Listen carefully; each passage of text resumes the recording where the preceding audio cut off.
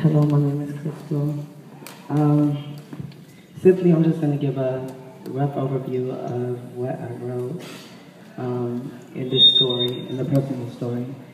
I'm not for sure how many people are still religious or still have a faith, but simply mine is just a prayer of an experience of me just sitting at a clinic waiting for my results.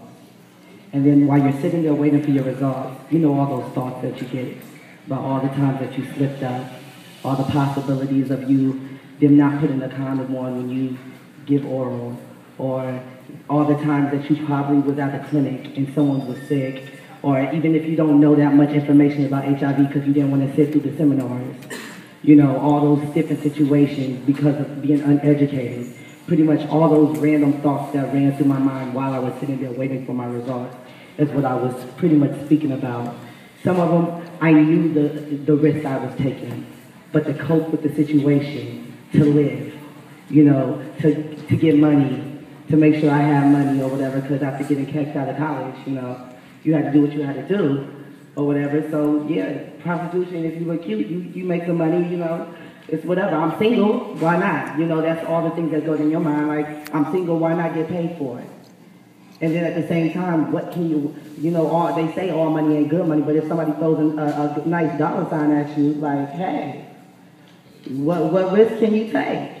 And so with all those fun times, with all those experiences, with that cute boy that you just found at the club that you was just like, I gotta get him just so I can brag to my friends. Those situations, you know, is what goes through your mind while you're sitting there because you waited so long, because you were so afraid, because you didn't want your friends at the ballroom scene or at the club or your close family friends or whatever to see you go take a test, to see you go find out something about yourself.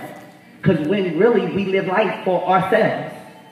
But yet because we are so worried about what image we put out, oh, if they keep me in this office too long, everybody's going to find out that I got something.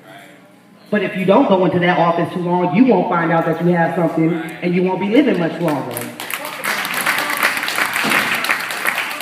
So, I mean, I'm just here to encourage you that yes, that may be an uneasy 10 minutes, 20 minutes while they're asking you questions, waiting for your results back. Still, at least you know whether you can get on that, because it's not a death sentence. It's like having asthma or diabetes. Know something, get your meds, and, you know, live life. You know, it's not a death, it's nothing to be afraid of anymore. But not knowing is what to be afraid of. The fear of the unknown. If you don't know, you can't face it. That's the worst enemy, is when you don't know that a backstabber. That's what that sickness is, a backstabber. If you don't know it's coming at you, you can't fight it. So I'm just encouraging you to know your status, your tested.